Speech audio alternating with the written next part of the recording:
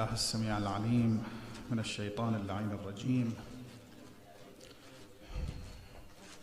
بفضل الله بسم الله الرحمن الرحيم. الحمد لله رب العالمين بارئ الخلائق أجمعين باعث الأنبياء والمرسلين، وخير الصلاة والسلام على سيدنا سيد الأنام وصفوة الأنبياء الكرام المحمود الأحمد أبي القاسم المصطفى محمد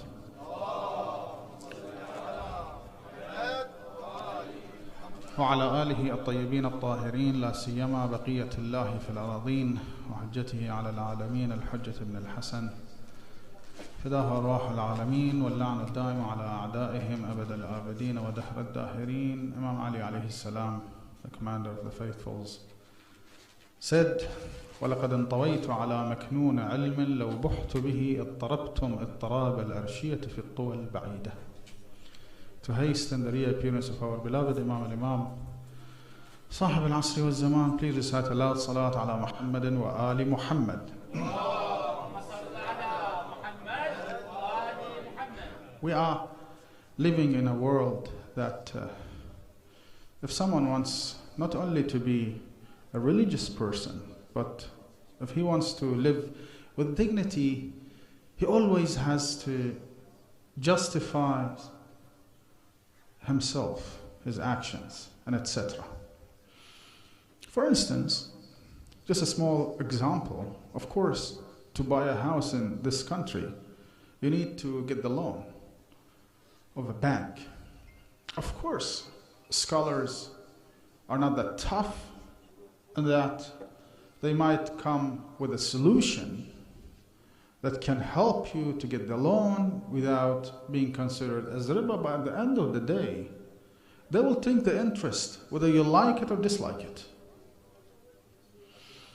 So those who really wants to live with dignity, really love to be religious, will think and think about the Savior, Imam Al-Mahdi alayhi salam, or Messiah so called. So how we can prepare ourselves for him? What is the best way? And I'm sure that too many lectures in Arabic, too many books, probably lectures in English as well, have been delivered, books have been written, and etc.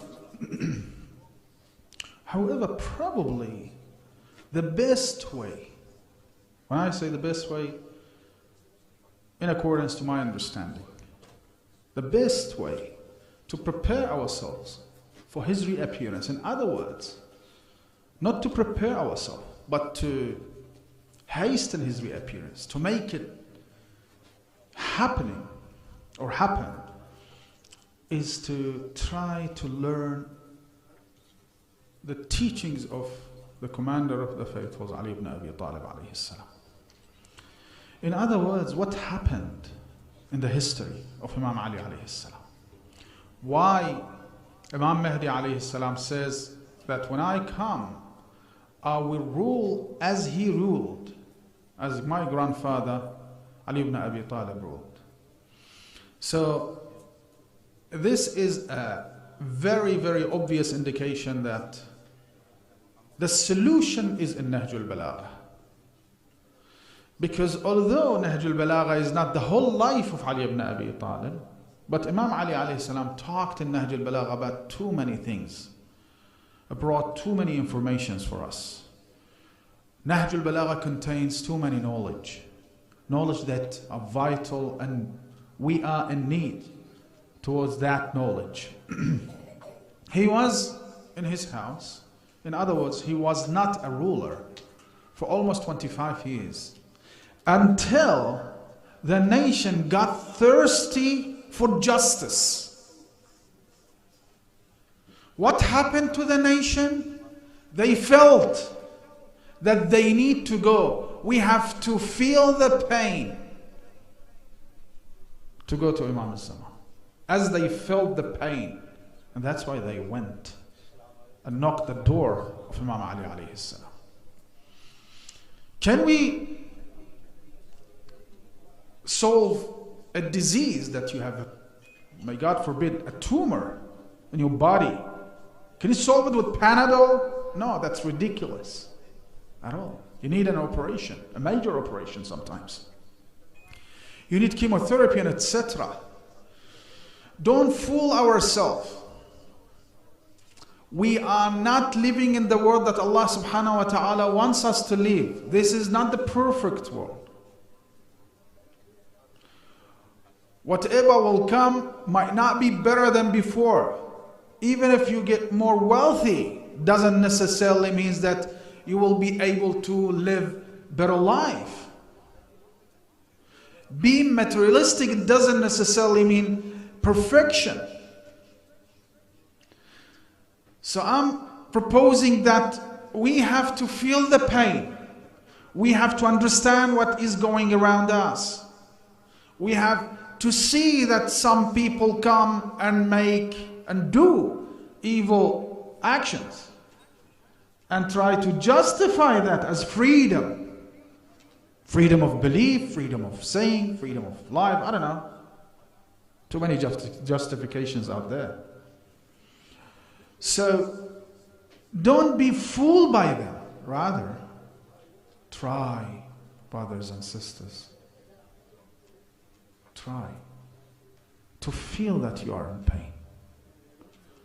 I'm not talking only about those who live in this country, but also overseas. When you go overseas, corruptions everywhere.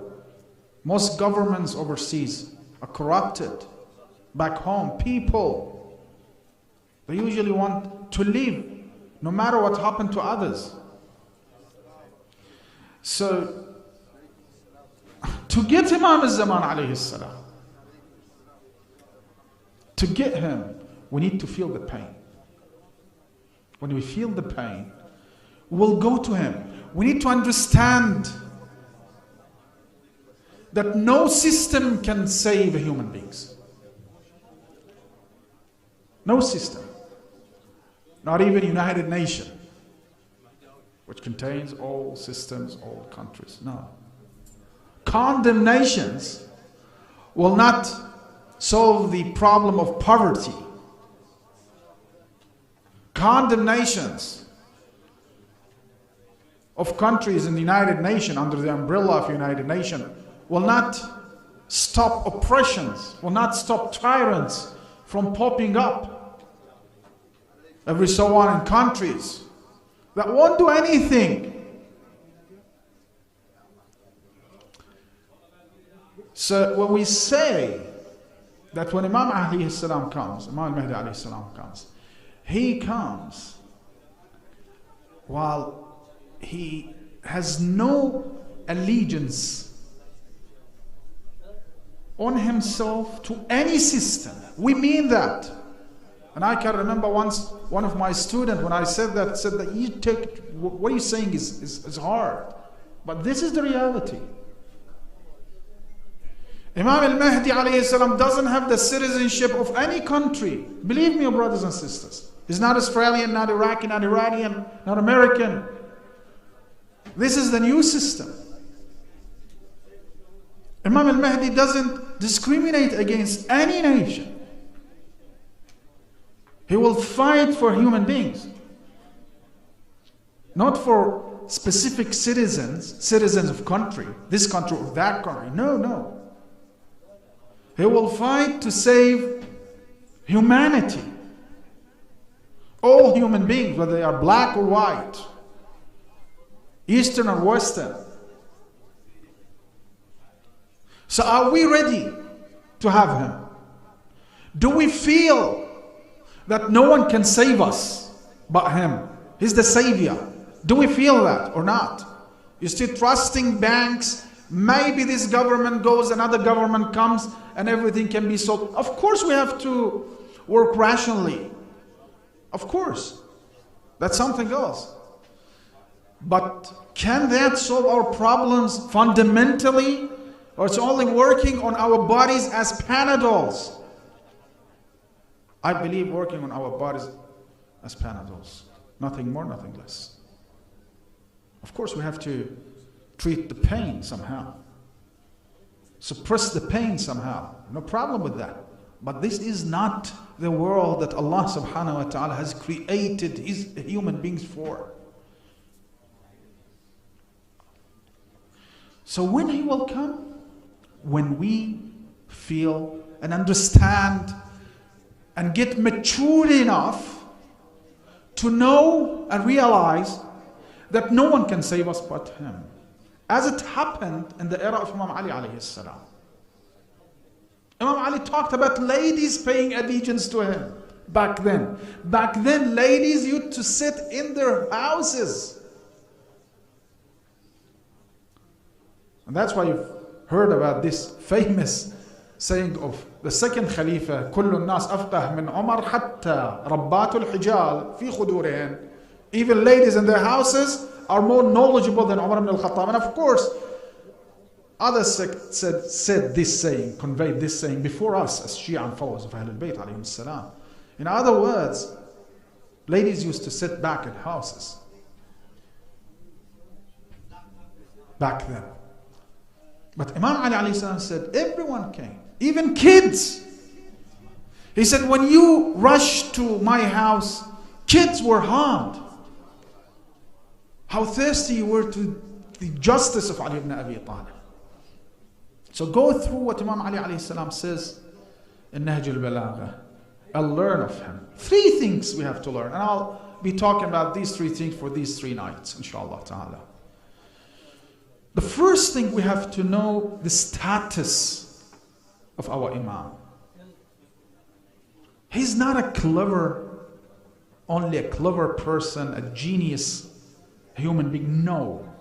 He represents Allah. When someone wants to represent Allah subhanahu wa ta'ala, he has to have something that we don't have.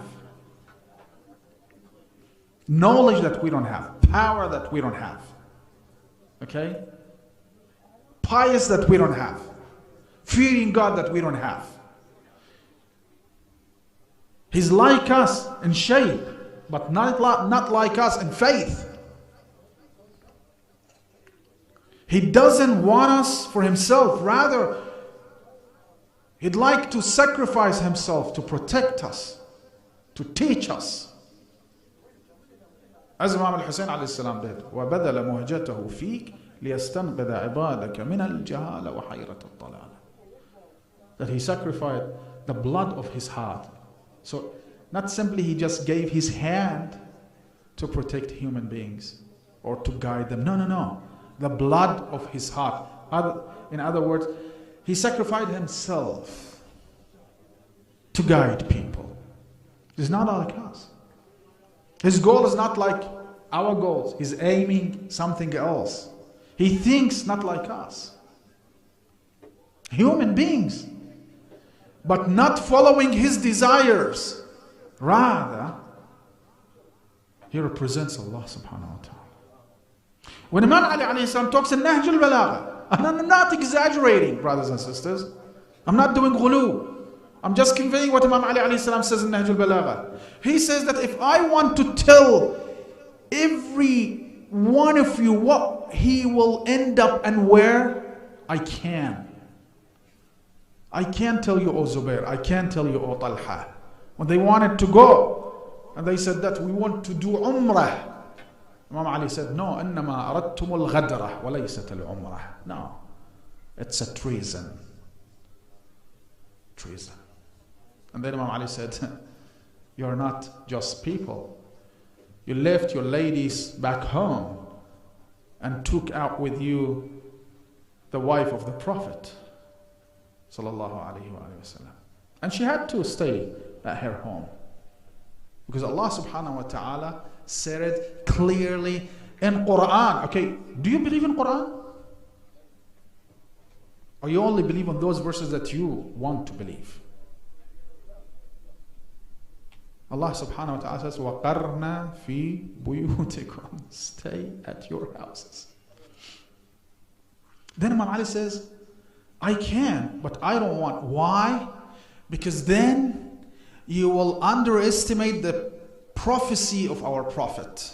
And I'm not Prophet of Allah subhanahu wa ta'ala. I am his successor.